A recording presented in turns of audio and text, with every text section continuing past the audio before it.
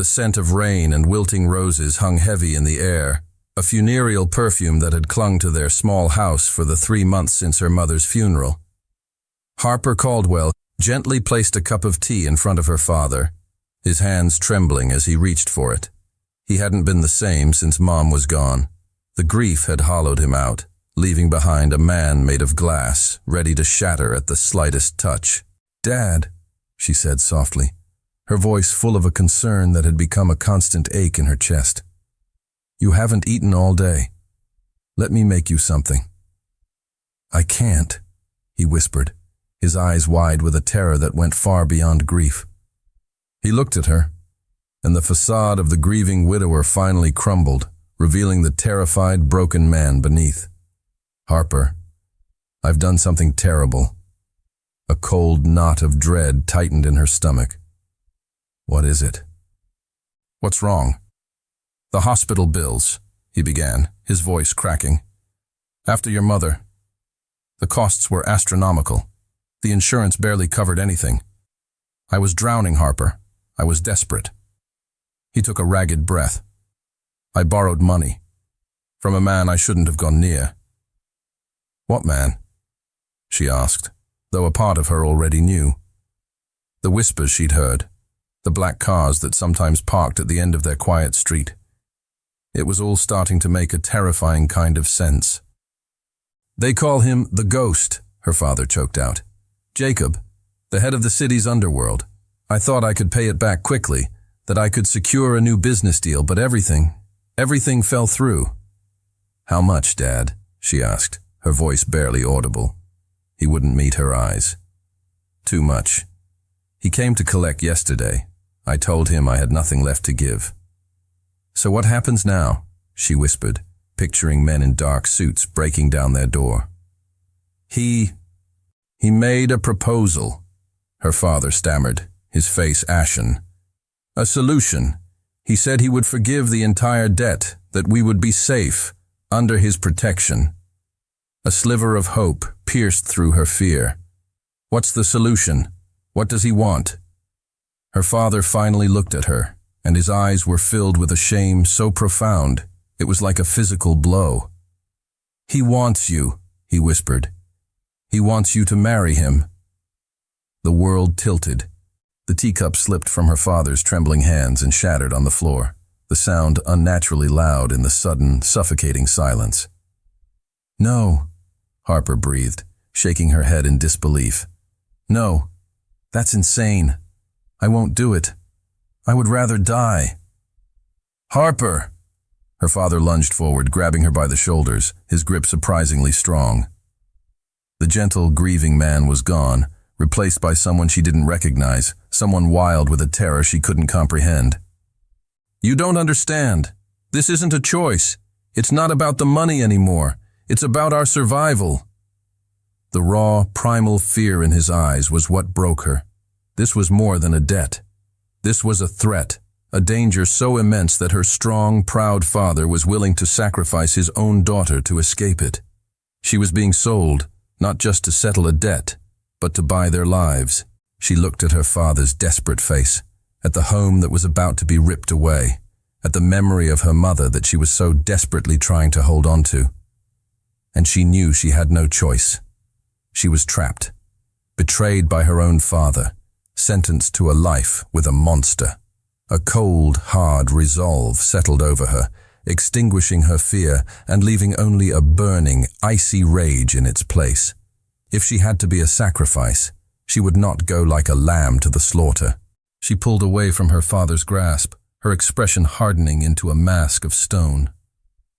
"All right," she said, her voice devoid of all emotion.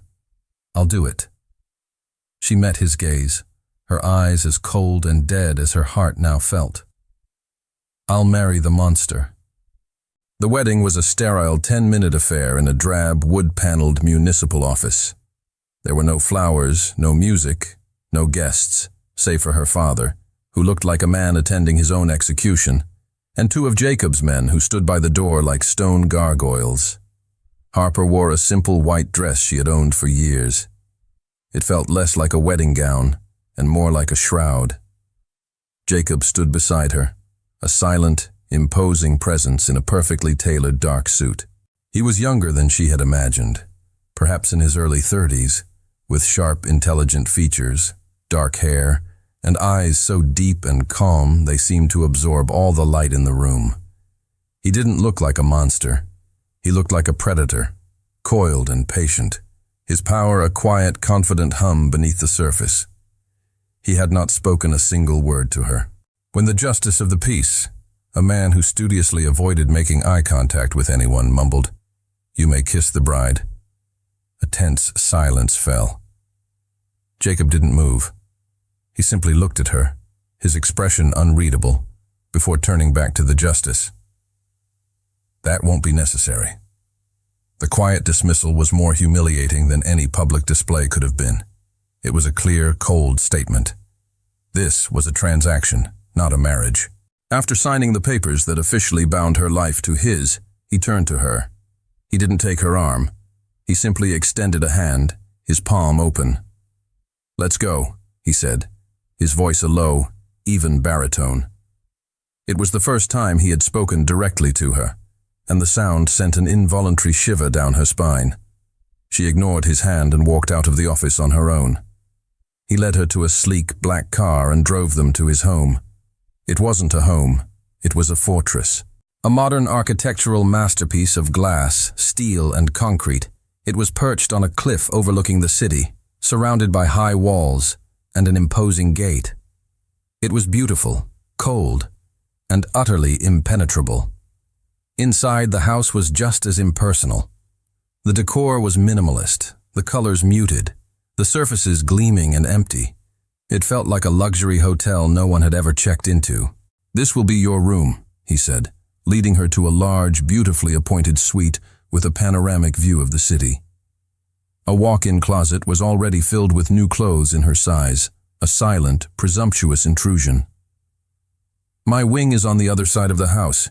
You will have everything you need here." He paused at the door, his hand on the frame. "Do not try to leave the property.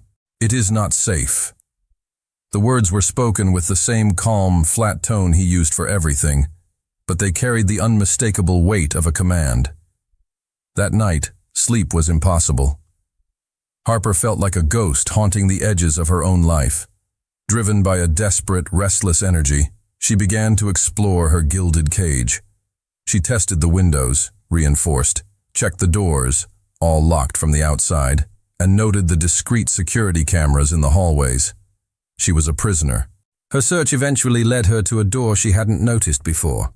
It opened into a vast, two-story library. It was the only room in the house that felt lived in. Thousands of books lined the walls from floor to ceiling, the air thick with the scent of old paper and leather. Unlike the rest of the house, this room was a reflection of a mind, not just a bank account. She ran her fingers along the spines, her eyes scanning the titles. There were classics, philosophy, poetry. But what caught her attention was an entire section devoted to history, military strategy, and biographies of great leaders and tacticians. Sun Tzu's The Art of War, Machiavelli's The Prince, the Meditations of Marcus Aurelius. It was the collection of a scholar, a strategist, a man who understood power on a level far beyond mere brute force. It was the library of a king, not a thug. She was so engrossed that she didn't hear him enter. "Do you like to read?" She jumped, spinning around to find him standing in the doorway, watching her. He wasn't angry that she was in his private space. His expression was, as always, unreadable. "It's a good pastime," he continued, his voice a low, calm murmur that was somehow more unnerving than any threat. "It keeps the mind occupied." He walked past her to a shelf, pulled out a worn, leather-bound book, and settled into a large armchair in the corner, leaving her standing in the middle of the room. He opened the book and began to read, completely ignoring her, as if she were nothing more than a piece of furniture. His quiet, unnerving tranquility was a form of psychological warfare. He wasn't treating her like a prisoner to be broken, but like an object to be stored. And in that moment, Harper knew that escaping his fortress would be far more complicated than just finding an unlocked door. She would have to understand the mind of the man who had built it. The next morning, a sleek, new smartphone sat on the breakfast table beside her plate. When she picked it up, it was already on, the screen displaying a single new contact. Jacob. He walked into the dining room as she was examining it. "That is your only means of communication with the outside world," he said, his voice as cool and crisp as the morning air. He sat down at the opposite end of the long polished table, a chasm of wood and silence between them. "Your family's numbers are pre-programmed. All calls and messages are monitored for your safety." The word safety echoed in her mind, sounding more and more like the bars of a cage. The days that followed fell into a strange, surreal routine. Jacob was a phantom in his own house. He would be gone before she woke up, leaving only the lingering scent of expensive coffee in the air. He would return late at night, long after she had eaten her solitary dinner, and retreat to his study or the library. They were two ghosts haunting the same magnificent empty space. He never forced her to do anything. He never touched her. He rarely even spoke to her. His indifference was a unique and maddening form of torture. She was his wife, but she felt more like a rare, valuable painting he had acquired and hung in a forgotten hallway, an object to be owned but not engaged with. She was a ghost in her own life, and the silence of the mansion was a constant, screaming reminder of her captivity. She spent her days in the library, devouring books, trying to piece together the puzzle of the man she had married. She read about history, about strategy, about the rise and fall of empires. She was trying to understand his mind, to find a weakness, a crack in his impenetrable armor. One sunny afternoon, she was in the garden, a sprawling, manicured space that felt like another beautiful room of her prison. One of Jacob's men, a younger guard named Leo with a kind face and friendly eyes, was stationed nearby. Seeing her sitting alone, he hesitantly approached. "It's a beautiful day, Mrs. Donovan," he said, his voice respectful. "The roses are looking particularly nice this week." Harper, starved for any kind of normal human interaction, gave him a small, grateful smile. "They are. I didn't realize they grew so well here." They fell into a simple, easy conversation about gardening. For a few precious minutes, Harper felt like a person again, not just a possession. And then, the temperature seemed to drop. Jacob had appeared from nowhere, standing silently on the terrace, watching them. He said nothing. He did nothing. He simply stared at Leo, his expression completely blank, his stillness more menacing than any overt threat. Leo paled. The friendly warmth in his eyes vanished, replaced by a stark professional fear. "I have to get back to my post," he stammered, before turning and walking away so quickly it was almost a run. Jacob then turned his gaze to Harper.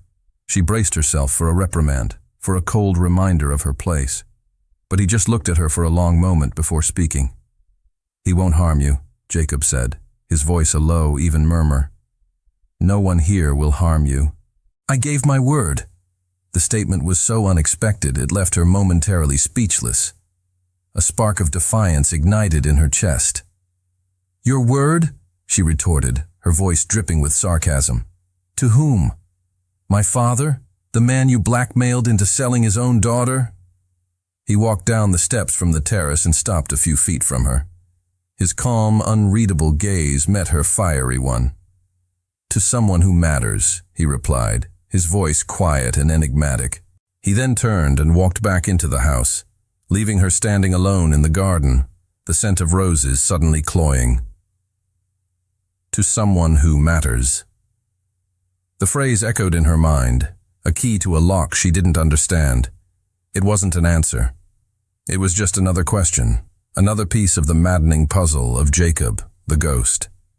And it only deepened the unsettling feeling that her gilded cage was far more complex, and its purpose far more mysterious than she had ever imagined. A week into her new life, Jacob informed her, with his usual lack of ceremony, that they would be attending a high-profile charity gala. "You are my wife," he stated, as if explaining a simple, unchangeable fact of nature. "It is expected that you will be by my side." The words were a cold reminder of her role. She was a prop, a piece of his public persona. The night of the gala, she stood before the mirror in a stunning, midnight blue gown that had been provided for her. It was a beautiful dress, but it felt like a costume for a part she never wanted to play. The event was held in a grand ballroom, dripping with crystal and old money. The moment they entered, a hush fell over the room, followed by a wave of excited, curious whispers. Harper felt hundreds of eyes on her, dissecting her, speculating. She was the ghost's wife, the mysterious woman who had suddenly appeared on the arm of the city's most powerful and feared man. Jacob seemed oblivious to the attention. He guided her through the room with a firm but impersonal hand on the small of her back.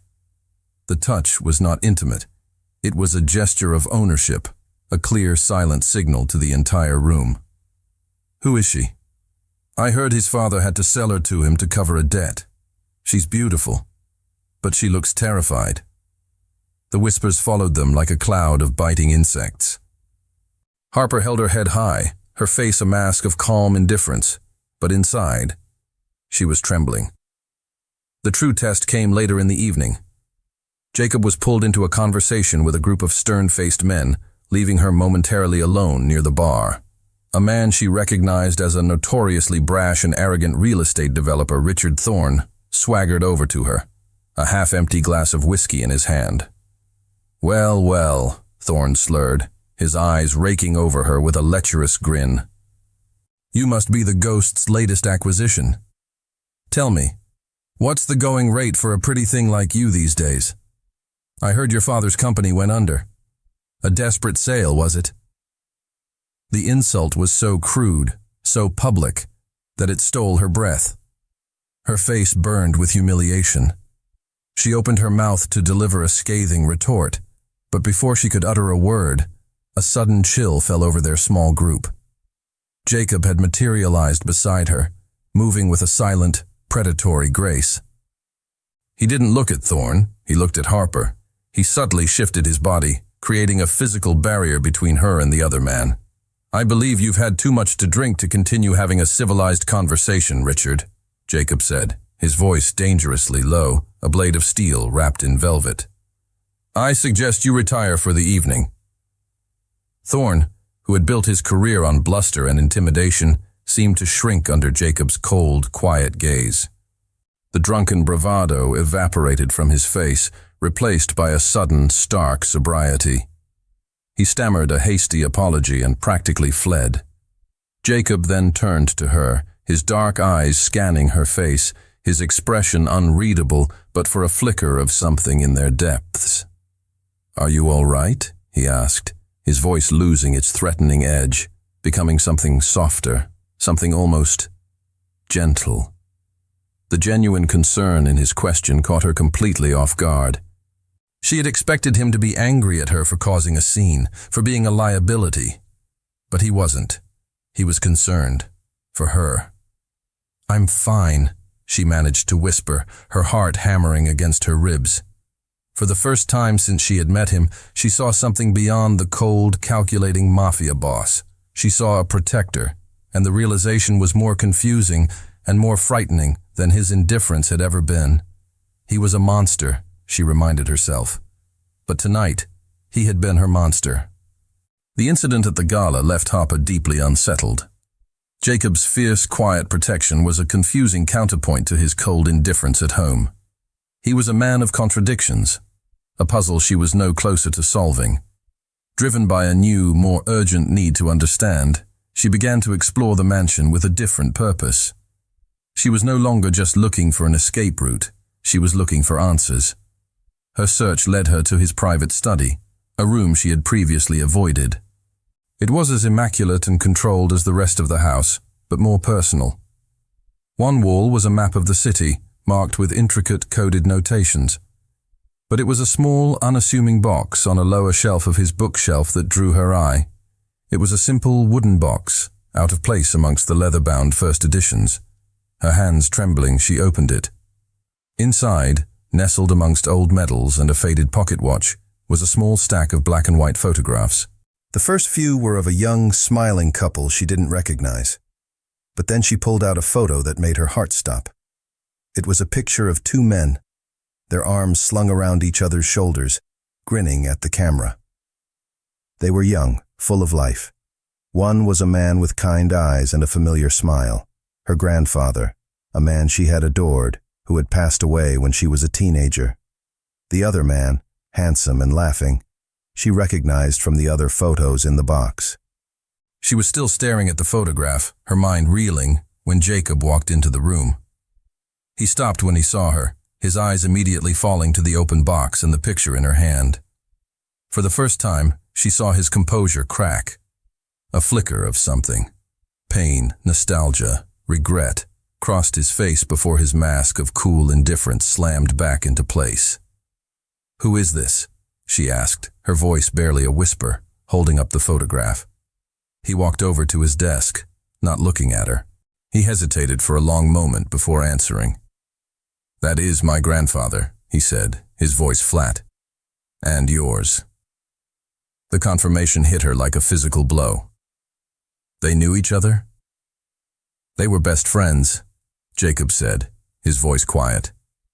"They grew up together, fought in the war together. They were brothers, in all but blood." The information was a seismic shock, rearranging the entire landscape of her understanding. If their families were so deeply connected, then this wasn't just a random cruel transaction. It was personal. "Then why?" she asked, her voice breaking, the photograph trembling in her hand. "If our families were friends, why would you do this to mine? Why destroy us?"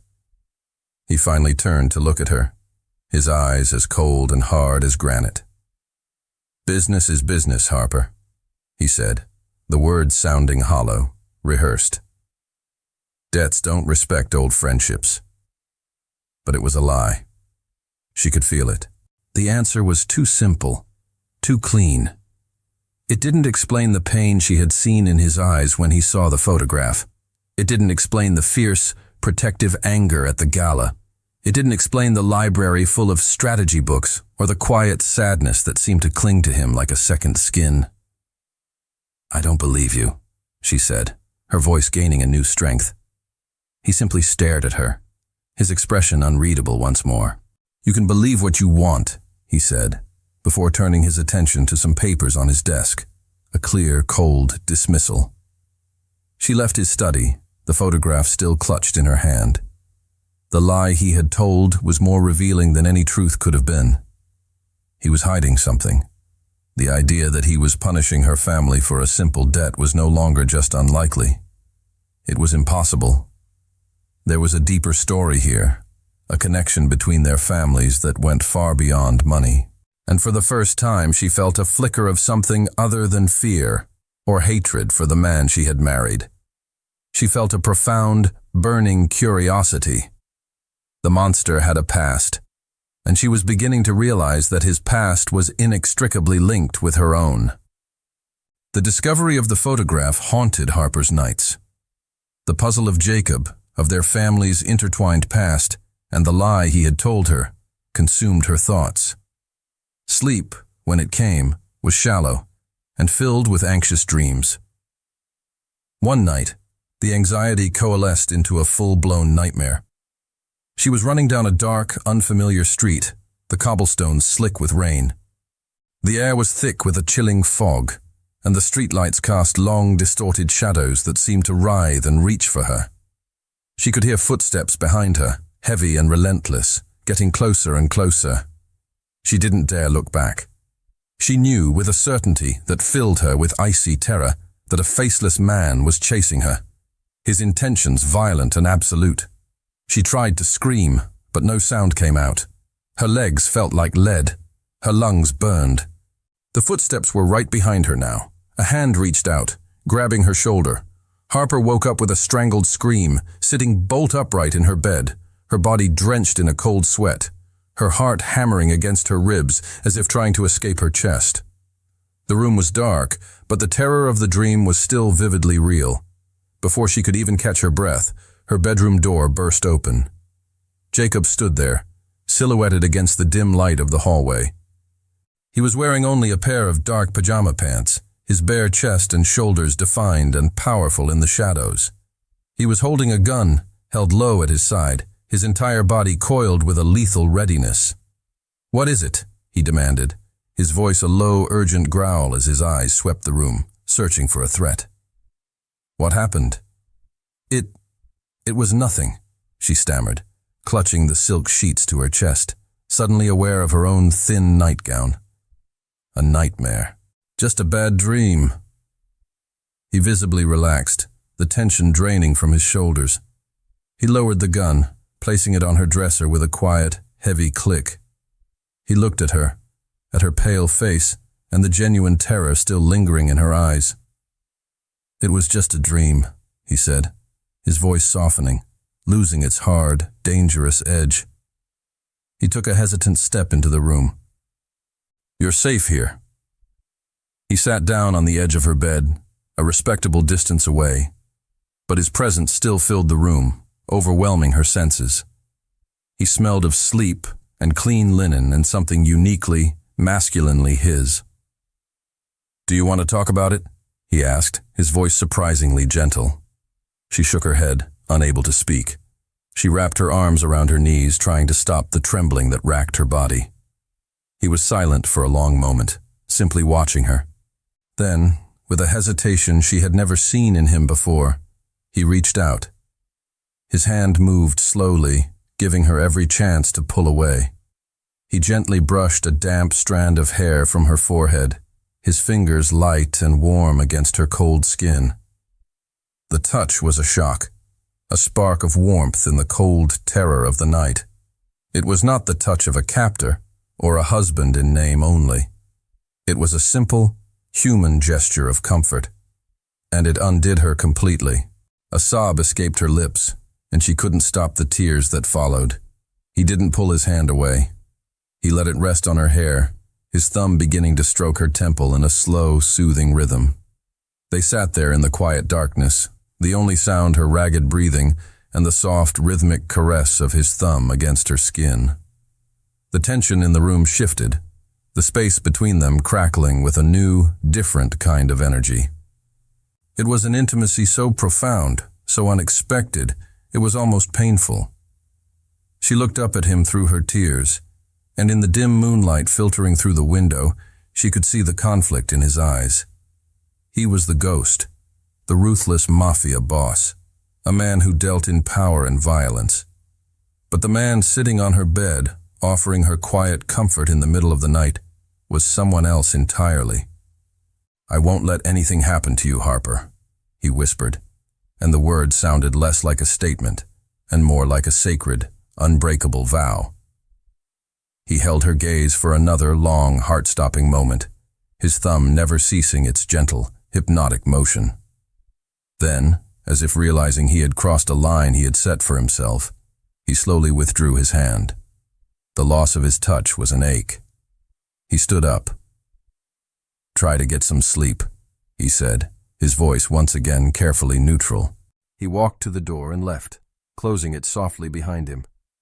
Harper lay back against her pillows, her heart pounding a wild, chaotic rhythm. Her skin still tingled where he had touched her.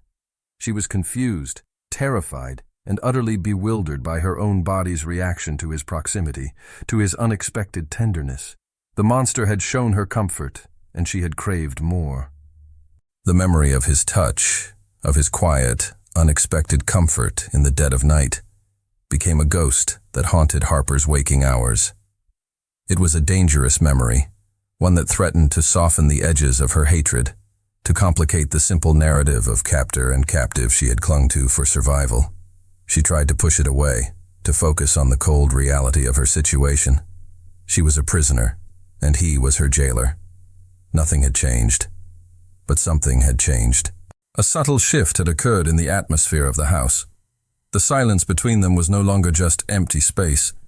It was now filled with the unspoken memory of that shared vulnerability. She found his eyes lingering on her more often across the dining table, a flicker of something unreadable in their depths before he would look away. He started leaving books on the table in the library that he thought she might enjoy, a collection of poetry, a biography of a female artist. They were small, silent gestures, acknowledgments of her existence that were more unnerving than his previous indifference. She knew she needed to see her father. She needed to look him in the eye and demand the real story. The lie about the debt was a gaping hole in her understanding, and the fear she had seen in him felt more real and pressing than ever. She approached Jacob in his study, her heart pounding with a familiar mixture of fear and defiance. "I want to see my father," she said, her voice firm. He looked up from his papers, his expression, as always, neutral. He considered her for a moment. "All right," he said, to her surprise. "I'll arrange it, but you will not go alone. 2 of my men will go with you. They will not leave your side. It's not negotiable." The "for your safety" was left unsaid, but it hung in the air between them.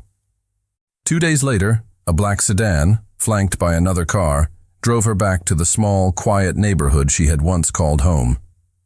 The house looked even smaller, more fragile than she remembered. Leo, the young guard with the kind eyes, and another, older, more grim-faced man named Marcus, escorted her to the door. Her father opened it, and the change in him was shocking. The terrified but still proud man who had sent her away was gone.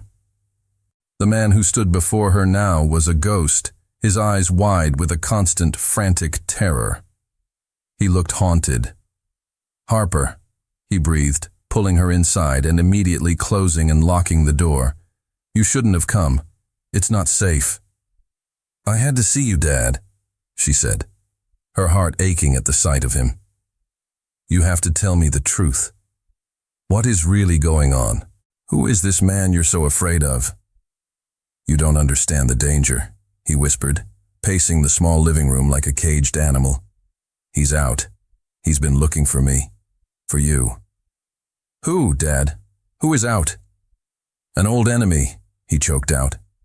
"From before you were born. A business deal gone wrong. He blamed me for his ruin, for his prison sentence.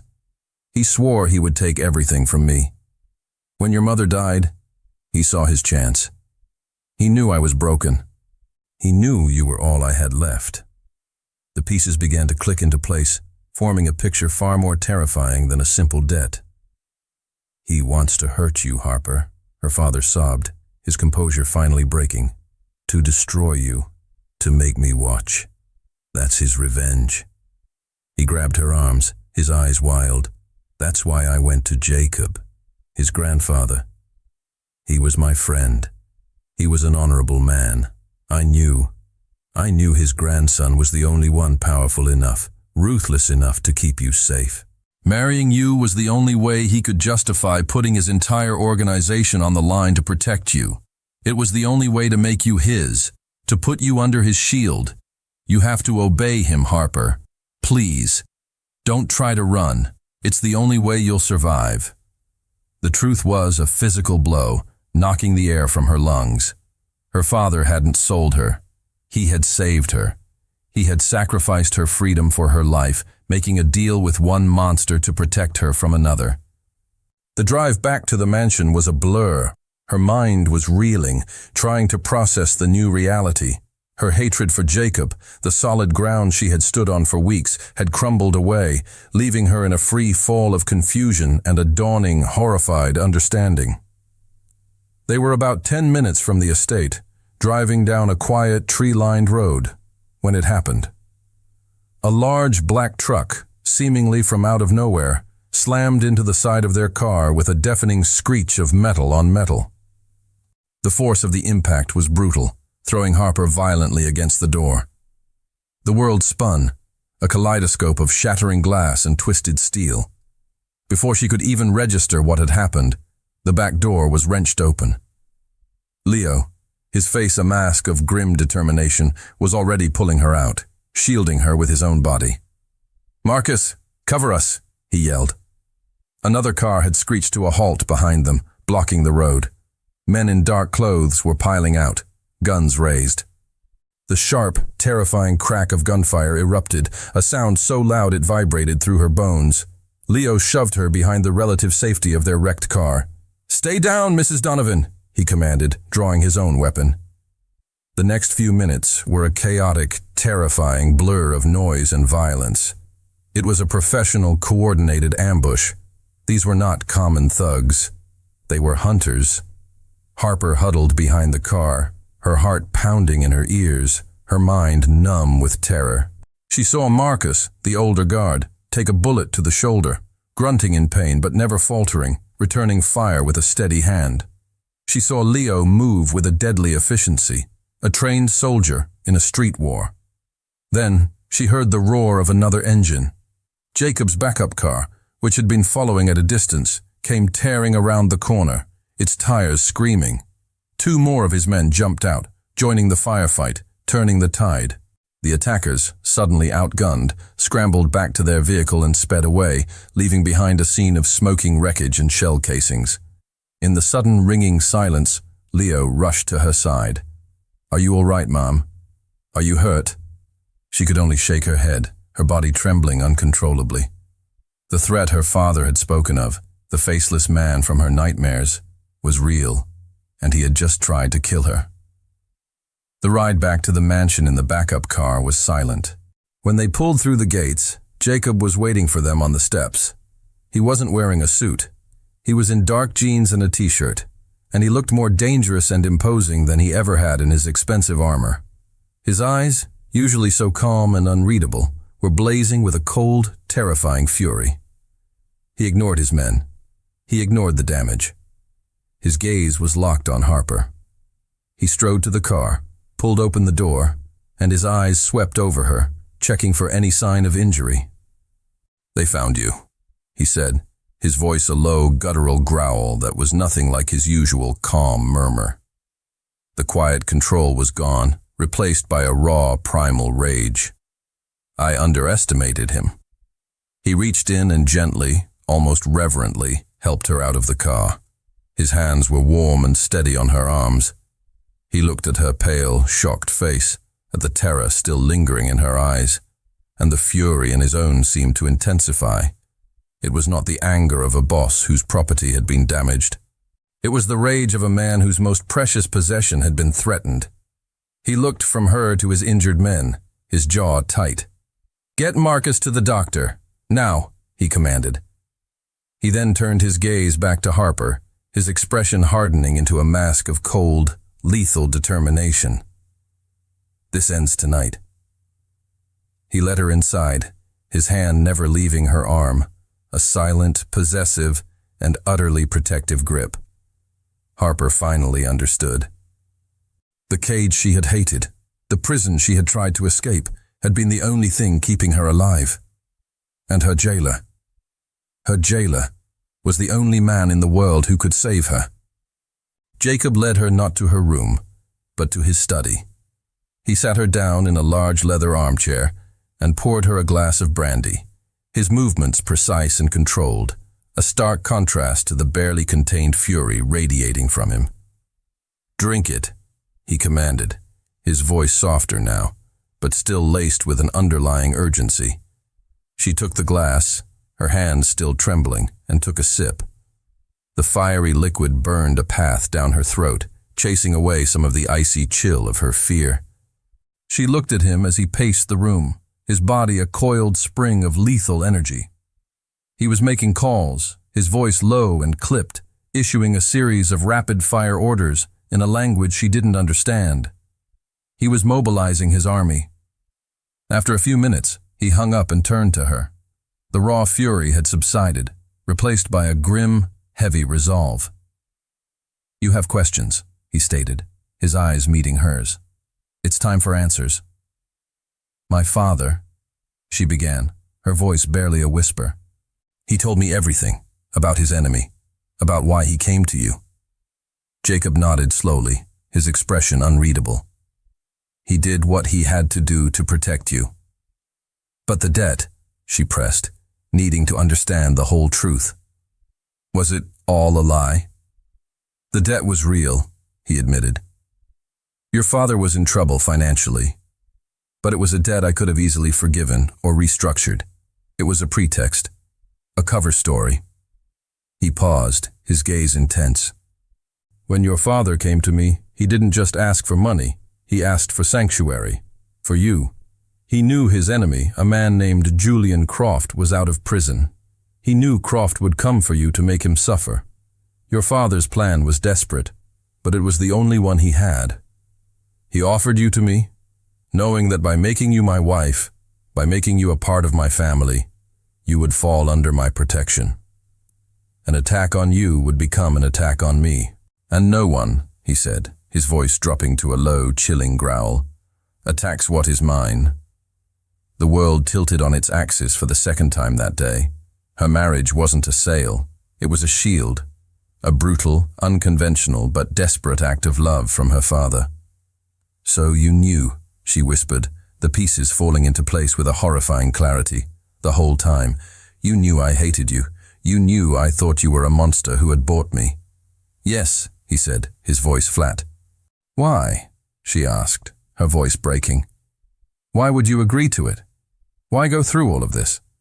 The lies, the coldness. Why not just tell me? He stopped his pacing and looked at her, and for the first time, she saw a flicker of the lonely boy from the photograph in his eyes. Because you wouldn't have believed me, he said simply. You would have seen it as another trick, another form of control. You would have fought me. You would have tried to run. And Croft would have found you. The only way to keep you safe was to keep you here, as my wife under my roof. Your hatred of me was a small price to pay for your life. He let out a long, weary sigh. And perhaps, he admitted, his voice dropping so low she had to strain to hear it. There was another reason. Your grandfather was my grandfather's best friend. He saved my family once, a long time ago. My grandfather taught me that some debts can never be fully repaid, but they must always be honored. When your father came to me, I saw it as a chance to honor that debt, to protect the granddaughter of the man who saved my family. The full weight of his confession settled over her. Every cold word, every act of indifference, every rule of her gilded cage. It had all been a lie, a carefully constructed performance designed to keep her safe. He had willingly worn the mask of a monster, enduring her hatred to honor a debt to a dead man and to protect the daughter of another. She looked at him, at this powerful, dangerous, and impossibly complex man, and the last vestiges of her hatred crumbled away, replaced by a wave of awe, gratitude, and something else, something warm and terrifyingly new, blooming in her chest. You knew, she whispered again, her voice filled with a dawning wonder. The whole time. He simply nodded, his dark eyes holding hers, the heavy burden of his secret finally laid bare between them. The silence in the room was no longer empty or cold. It was filled with the profound, earth-shattering weight of the truth. The confession changed everything. The walls of Harper's prison had not crumbled, they had transformed. What was once a cage was now revealed to be a fortress, and her jailer was, in fact, her guardian.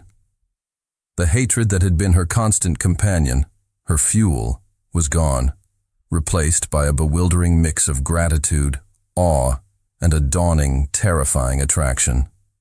Her fear, however, remained. But it was no longer a fear of Jacob. It was a shared fear, a fear for their lives, a fear of the faceless man from her nightmares, who now had a name, Julian Croft. What happens now? She asked, her voice quiet but steady. The trembling had stopped. A new, unfamiliar resolve was taking its place. Now, Jacob said, his voice regaining its calm, lethal authority. We end this. I have my men tracking Croft's movements. We will find him, and we will eliminate the threat. Permanently. No, Harper said, surprising herself as much as him. Not just you. We will end this. Jacob looked at her, a flicker of surprise in his eyes. This is not your fight, Harper. My world is a dangerous one. I brought you into it to protect you, not to put you on the front lines." "You didn't bring me into it," she retorted, standing up, a new fire in her eyes. "Croft did. He made me a target. My father made me a part of this, and you made me your wife. Like it or not, this is my fight too. I am not some damsel you can lock in a tower while you go off to slay the dragon, Jacob. I will not be a passive victim in my own life." He studied her for a long moment, a slow, almost imperceptible smile touching the corners of his mouth. He was seeing the woman he had caught glimpses of, the defiant girl who had refused his hand, the intelligent mind who had devoured his library, the fierce spirit who had stood up to him. "What do you propose?" he asked, a genuine question. He was testing her, giving her an opening. "You're a strategist," she said, her mind, sharpened by weeks of studying his books, beginning to work. "You know that the best way to defeat an enemy is to understand him. I am Croft's target, his obsession. He thinks I am your weakness. Let's use that. Let's use me." For the first time since she had met him, they were not captor and captive. They were equals, partners. The dynamic in the house shifted completely. The study became their war room. Jacob, accustomed to working alone, found himself with an unlikely partner. He would bring her intelligence reports, surveillance photos, financial records, and she would pore over them, her sharp, analytical mind finding patterns and connections his men had missed. "He's not just motivated by revenge," she said one night, pointing to a series of coded bank transfers. "He's trying to rebuild his old empire. He's using the attacks on us to create chaos, to show the other families that you're vulnerable. He's not just trying to kill me. He's trying to take your throne."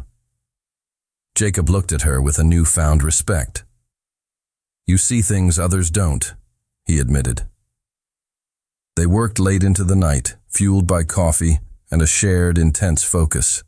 The formality between them dissolved, replaced by the easy camaraderie of soldiers in a trench. She saw the man behind the myth, the brilliant tactician, the lonely leader who carried the weight of his world on his shoulders. He saw the woman behind the fear, the resilient, intelligent, and incredibly brave partner he had never known he needed. They shared stories to stay awake. He told her about his grandfather, a man of honor who had built their family's business on a strict code of loyalty and respect. He spoke of the burden of that legacy, of the loneliness of being the ghost, a man everyone feared but no one truly knew. She told him about her mother, about her love for art and music, about her dreams of being an architect, of creating beautiful spaces that made people feel safe and happy. One night, after a grueling 18-hour day, they were slumped on the large leather sofa in his study, a map of the city spread out on the coffee table before them. They had been arguing over a potential strategy, their minds exhausted. "You're wrong," she murmured, her head lolling against the back of the sofa. "He won't expect us to move on his finances first. He'll expect a direct, physical retaliation." "It's too risky," he countered, his own voice thick with fatigue. "It exposes you." "Everything exposes me," she said, her eyes fluttering closed. "That's the point." She must have drifted off. When she woke, the first light of dawn was filtering through the windows. She was still on the sofa, but a warm, heavy blanket had been draped over her. Her head was not on the sofa cushion, but on Jacob's shoulder. His arm was wrapped securely around her, his hand resting on her waist. He was asleep, his face peaceful in repose. The hard lines of the Mafia boss softened, making him look younger, more vulnerable. She didn't move. She savored the feeling, the profound, overwhelming sense of safety she felt in his arms. This man, this monster, this guardian. He had become her sanctuary. She carefully rested her head back on his shoulder, closed her eyes, and for the first time in a long time, felt truly, completely safe. Their shared moment of peace on the sofa was a turning point. The last vestiges of their old roles, captive and captor, evaporated in the morning light. When they woke, there was no awkwardness, only a new, unspoken understanding. They were a team, and they had a war to win. Their analysis of Croft's movements revealed a pattern. He was arrogant, a man who believed he was smarter than everyone else. He was also a creature of habit. Their intelligence confirmed he would be attending a high-stakes underground poker game in 2 nights, an event where the city's most powerful and corrupt figures would be present. It was a place he felt safe, untouchable. It was the perfect place for a trap. "This is it," Jacob said, pointing to the location on the map. "My men can secure the perimeter. We can isolate him, take him out."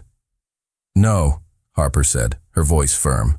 "It's not enough to just eliminate him. You said it yourself. He's trying to take your throne. If you just make him disappear, it will look like a simple gangland hit. The other families will see it as a sign of weakness, of chaos. You need to do this in a way that sends a message. You need to do it with me by your side." Jacob's expression hardened. "Absolutely not. It's too dangerous. I will not use you as bait, Harper." "I'm not bait," she retorted, her eyes flashing with a fire he was coming to admire. "I'm a player in this game. Croft's obsession with me is his greatest weakness. It's the one thing that will make him reckless. If he sees me there on your arm, looking happy, looking untouchable, it will drive him insane. He won't be able to resist making a move, and when he does, you'll be ready." He stared at her, a war raging in his eyes between the cold strategist who knew she was right, and the fierce protector who wanted to lock her in the deepest room of the mansion until the danger was past. "I won't be a damsel locked in a tower, Jacob," she said softly, her voice losing its hard edge. "I started this with you.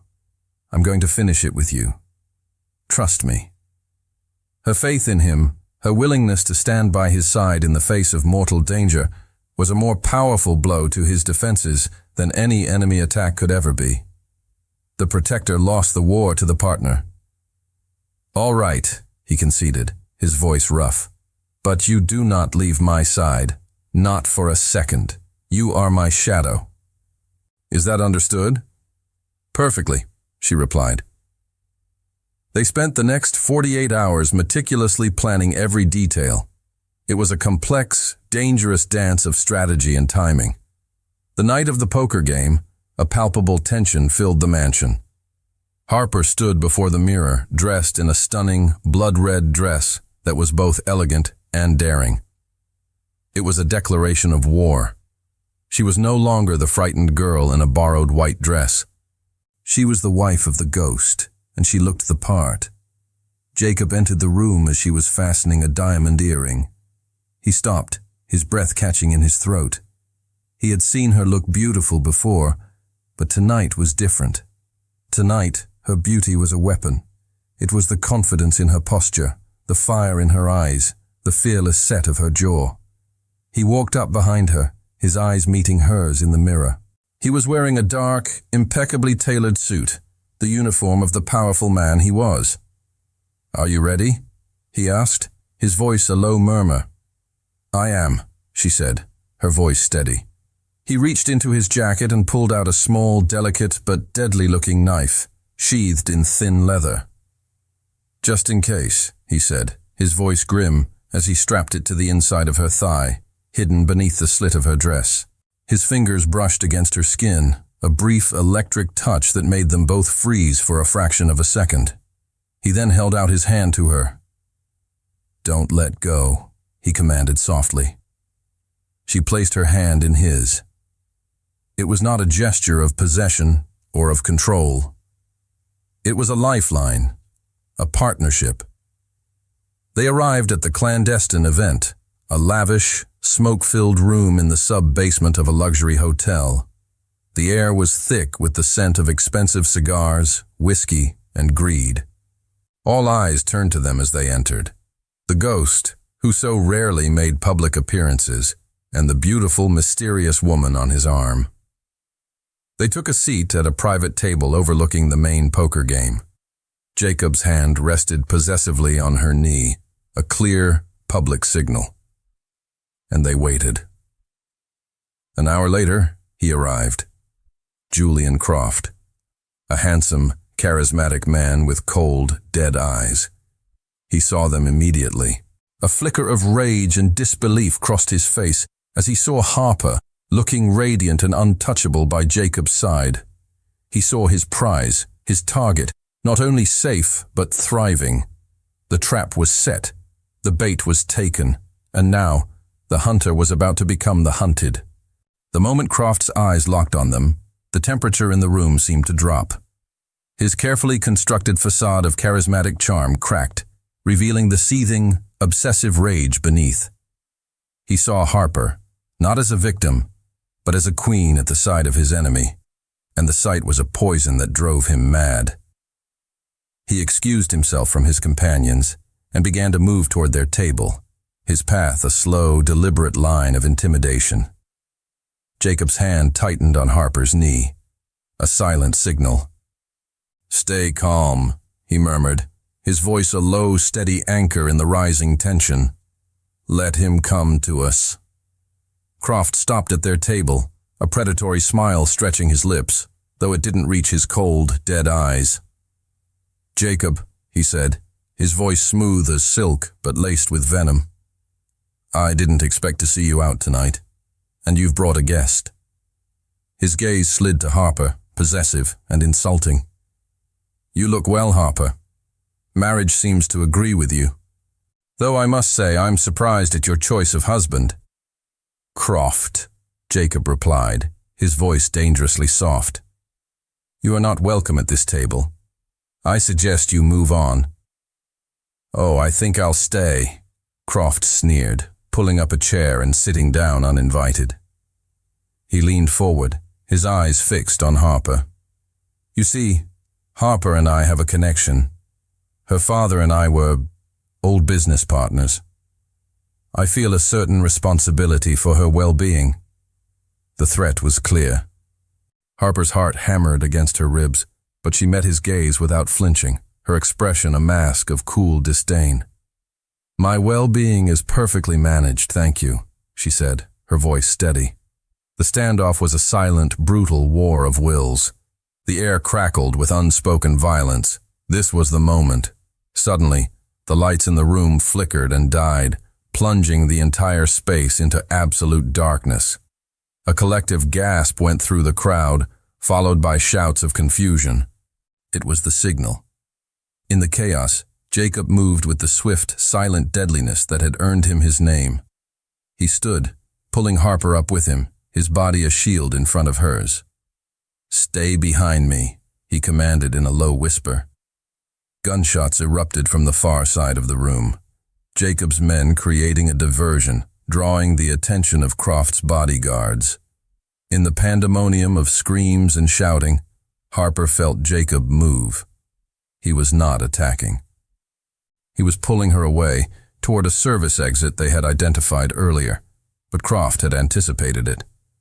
As they reached the exit, a figure emerged from the shadows, blocking their path.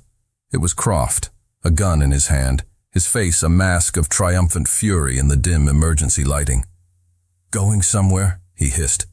Jacob shoved Harper behind him, his own gun appearing in his hand as if by magic. "It's over, Croft. My men have this entire place locked down. You're not walking out of here." "Maybe not," Croft snarled, his eyes wild. "But neither are you. Not with her." He lunged, not at Jacob, but at Harper. He was faster than she expected, grabbing her arm and yanking her in front of him, using her as a human shield. The cold metal of his gun pressed against her temple. "Drop it, Ghost!"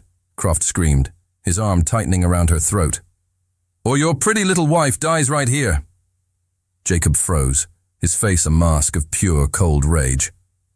His eyes were locked on Harper, a silent, desperate communication passing between them. He was trapped. If he shot, he risked hitting her. If he didn't, she was dead. Harper's mind raced, adrenaline and the lessons from Jacob's strategy books surging through her. Create a diversion, do the unexpected.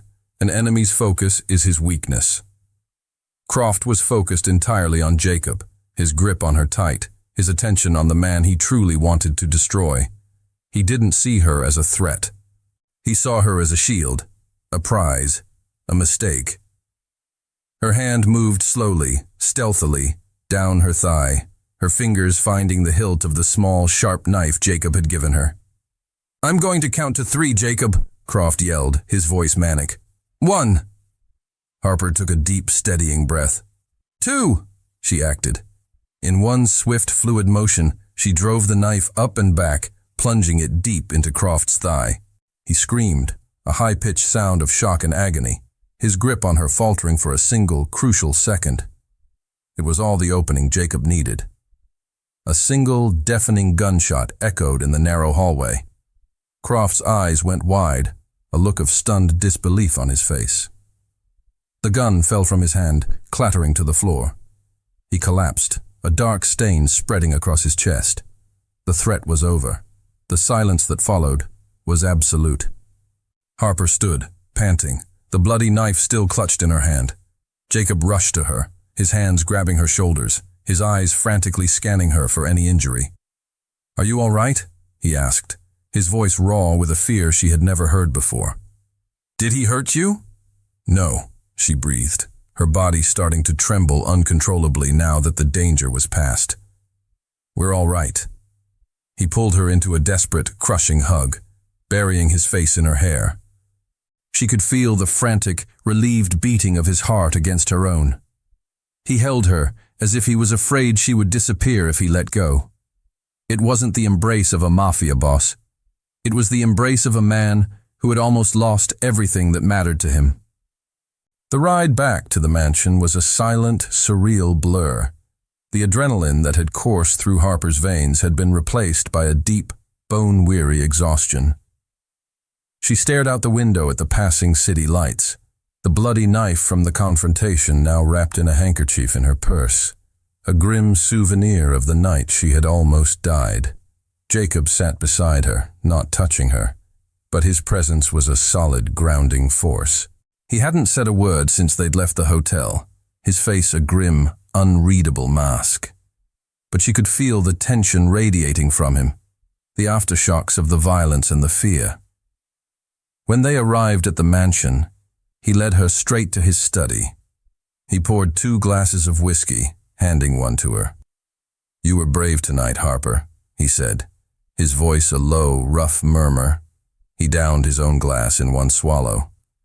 "Braver than you should have ever had to be." "I did what I had to do," she replied, her voice quiet.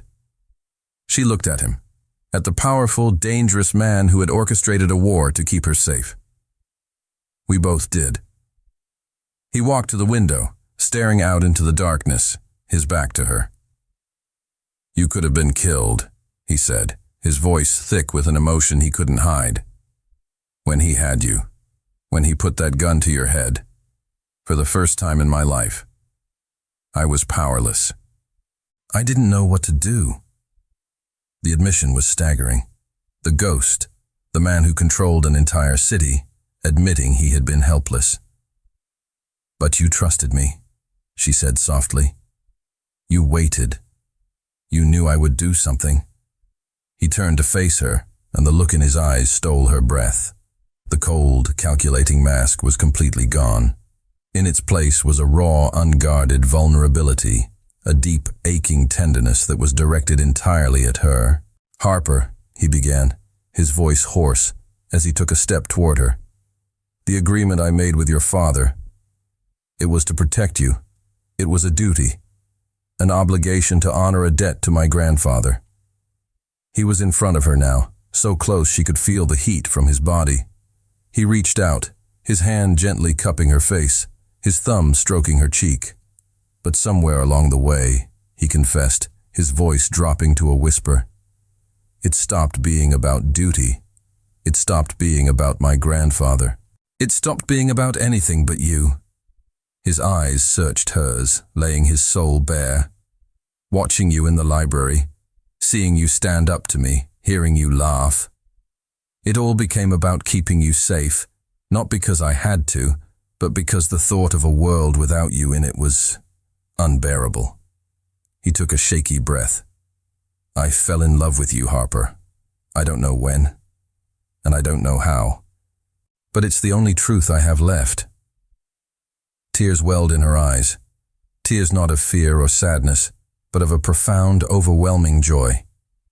The last piece of the puzzle had just clicked into place. I know, she whispered, her own voice breaking. Because I fell in love with you too. A wave of relief so powerful it was almost painful washed over his features. He leaned in, his forehead resting against hers. I don't know how to do this, he admitted, his voice raw. I don't know how to love someone, how to be a husband. All I know is violence and strategy. Then we'll learn together, she whispered, her hands coming up to frame his face. You can teach me how to be brave, and I'll teach you how to be happy. He looked at her, at the incredible woman who had faced down his enemies, who had seen the monster he was and had chosen to love him anyway.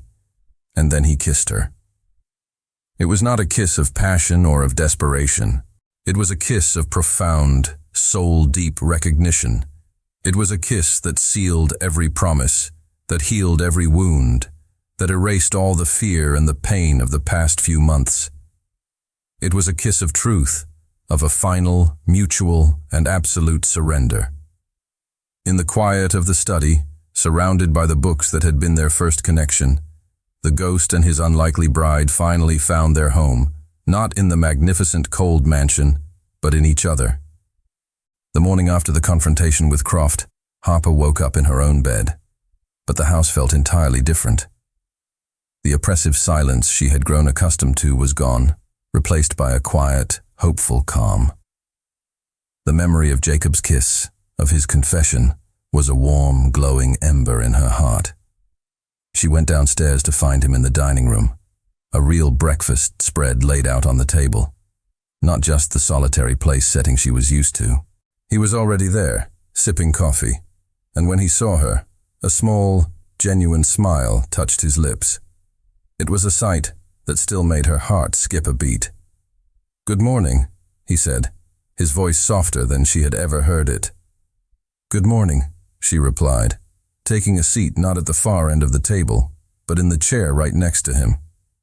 It was a small, simple act, but it was a declaration. The distance between them was gone. They ate in a comfortable silence, a shared intimacy that was both new and felt as if it had existed forever.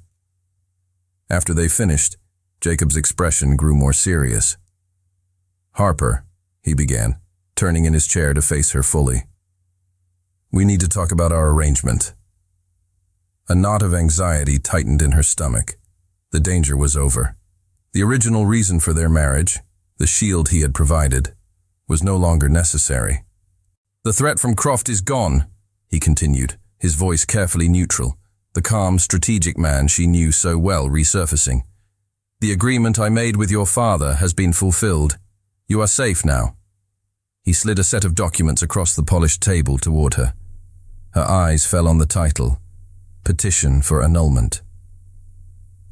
Her heart sank. It was logical.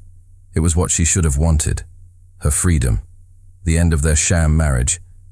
But the sight of the official papers, the cold, legal finality of it all, felt like a betrayal of the truth they had confessed to each other just last night. You are free to go, Harper, he said, his voice flat, his eyes not meeting hers. If you wish. I will provide you with a generous settlement, enough to ensure that you and your father will be comfortable for the rest of your lives. You can go back to your art, you can travel, you can do whatever you want. You can have your life back. He was giving her a choice, the true freedom he had denied her from the start. He was doing the honorable thing, releasing her from the contract now that its terms were met. He was giving her an out, a chance to escape the dangerous world she had been forced into.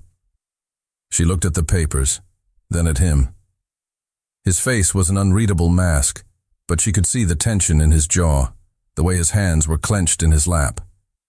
He wasn't a cold businessman finalizing a deal.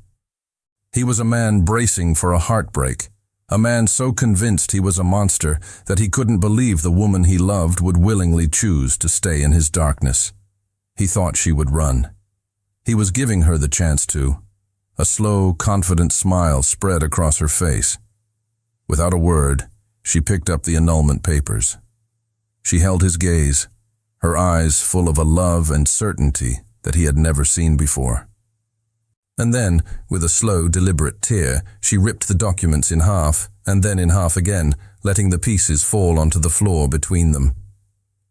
Jacob stared at the torn papers, then at her, his eyes wide with disbelief and a dawning, radiant hope.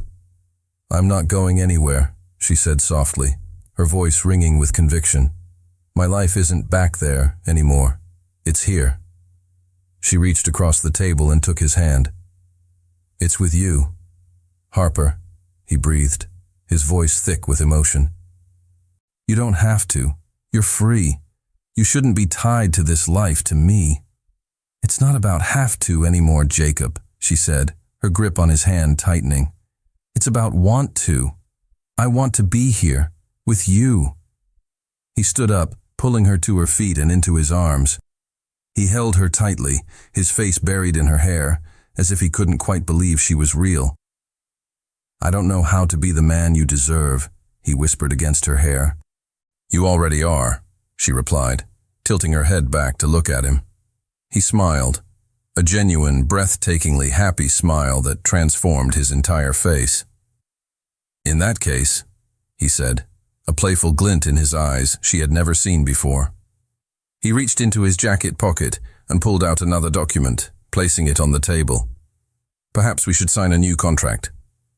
She looked down. It wasn't a legal document.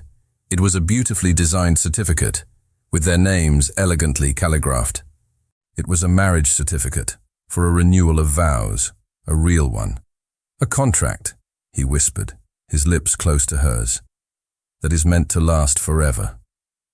3 months later, the garden of the Lancaster mansion, once a symbol of Harper's beautiful prison, was transformed. The manicured lawns were filled with hundreds of white roses, strings of fairy lights were woven through the branches of the ancient oak trees, and the air was filled not with a tense, oppressive silence, but with soft music and the sound of happy, mingling guests. It was their second wedding, but in every way that mattered, it was their first. Harper stood with her father in a small alcove, waiting to walk down the aisle. He was a different man from the broken, terrified ghost she had last seen. The fear was gone from his eyes, replaced by a healthy color and a profound, quiet joy. He was dressed in a new suit, looking proud and whole again. "You look beautiful, sweetheart," he said, his voice thick with emotion as he looked at her. She was wearing a simple but exquisitely elegant gown, one she had designed herself with Jacob's encouragement. It was a dress that spoke of her own style, her own strength. "Thank you, Dad," she said, squeezing his arm. "Thank you for being here. For being... well, I have you to thank for that," he said, his eyes shining with tears. "And him." He nodded toward the end of the aisle where Jacob was waiting. "He's a good man, Harper, underneath it all. His grandfather would be so proud." "I know," she whispered. As the music began to play, her father walked her down the sun-dappled aisle. All their guests, a strange but peaceful mix of Jacob's business associates and Harper's small circle of friends and family, turned to watch, but Harper only had eyes for the man waiting for her. Jacob stood under a canopy of roses, and the sight of him made her heart stop. He was not the cold, intimidating ghost from the courthouse. He was just Jacob. His face, usually so controlled, was open, unguarded, and filled with an expression of such pure, unadulterated love and adoration that it took her breath away. When her father placed her hand in Jacob's, he gave his new son-in-law a look of deep, profound gratitude and respect. "Take care of my daughter," he murmured. "Always," Jacob replied, his eyes never leaving Harper's. They had written their own vows. They were not flowery or poetic. They were simple, honest, and real. "Harper," Jacob began, his voice a low, steady murmur that was for her alone. "I came into your life as a jailer, and you became my salvation. You taught me that true strength isn't about control, but about trust. You taught me that a home isn't a fortress, but a place of warmth and safety. I vow to spend the rest of my life being the man you taught me how to be. I vow to be your shield, your partner, and your home. I love you." When it was her turn, Harper looked into the eyes of the man she had once hated, the man who had become her entire world. "Jacob," she said, her voice clear and strong. "You came into my life as a monster, but you showed me the heart of a man. You taught me that courage isn't the absence of fear, but the will to fight for what you love. You gave me safety when I thought I had lost everything, and in your arms, I found a freedom I never knew existed. I vow to be your partner, your joy, and your peace. I love you." When he kissed her, the applause from their guests was a distant, happy roar. It was a kiss of pure joy, a public declaration of a love that had been forged in darkness and had found its way into the light. Later, at the reception, Jacob took the microphone. He thanked their guests for coming, and then his expression grew more serious. "Many of you have known me for a long time," he said, his voice carrying across the garden. "You know the world we operate in, but that world is changing. For the sake of my wife and for the family we plan to build, I am announcing a restructuring of my businesses. We are moving forward into more legitimate enterprises, building an empire that is safe, stable, and worthy of the Lancaster name my grandfather built." A murmur went through the crowd. It was a monumental announcement, a seismic shift in the city's underworld. Harper looked at him, her heart swelling with love and pride. She walked up to him after he finished his speech. "You did that for me?" she asked softly. He took her hand, bringing it to his lips. "I did it for us," he corrected gently. "A king needs a safe kingdom for his queen." 1 year later, the Grand Library, once Harper's solitary refuge, had become the heart of their home. The scent of old books was now mingled with the faint, sweet smell of baby powder. Harper was curled on the large leather sofa, not reading a book on military strategy, but a colorful children's story. Jacob walked in, his suit jacket gone, his tie loosened after a long day. The tired lines around his eyes vanished as he looked at the scene before him. He smiled, a soft, genuine expression that was now as natural to him as his old, intimidating mask had once been. He sat down on the edge of the sofa, leaning over to press a gentle kiss to Harper's temple, before his gaze fell on the small bundle nestled in her arms. Their son, a beautiful, healthy baby boy with his mother's bright, curious eyes and a tuft of his father's dark hair, was fast asleep, his tiny hand clutching Jacob's finger. "How are my two favorite people today?" Jacob asked, his voice a low, soft murmur, careful not to wake the baby. "Your son spent the afternoon trying to eat my paintbrushes," Harper laughed quietly. "I think we have another artist in the family." "He can be whatever he wants to be," Jacob said, his voice filled with a quiet, fierce pride. "He will have a life of choices, not obligations." They sat in a comfortable, peaceful silence, watching their son sleep. The house, once a cold, empty fortress, was now filled with a warmth and a love that had seeped into its very walls. The changes Jacob had set in motion a year ago were real. His new, legitimate businesses were thriving, and while his name still commanded respect and a healthy dose of fear in the city, it was now associated with shrewd investments and philanthropy, not just shadows and violence. Harper had flourished. Her artwork was gaining recognition, and she was overseeing a new charitable foundation, funded by Jacob, that provided arts education to underprivileged children. She had found her purpose, not in spite of her new life, but because of it. "The Mafia boss," she teased gently, running a hand through his hair. "Tamed by an artist and a baby." He took her hand, bringing it to his lips and kissing her palm. His eyes, once so cold and unreadable, were now filled with a deep, unwavering love as he looked at her. "The ghost," he whispered, correcting her, the name no longer a symbol of fear, but of a past they had overcome together. Finally found his home. He leaned in and kissed her, a slow, tender kiss filled with the quiet promise of 1,000 more peaceful nights just like this one. The camera pulls back, showing the three of them, the king, the queen, and their prince, safe in the heart of their kingdom.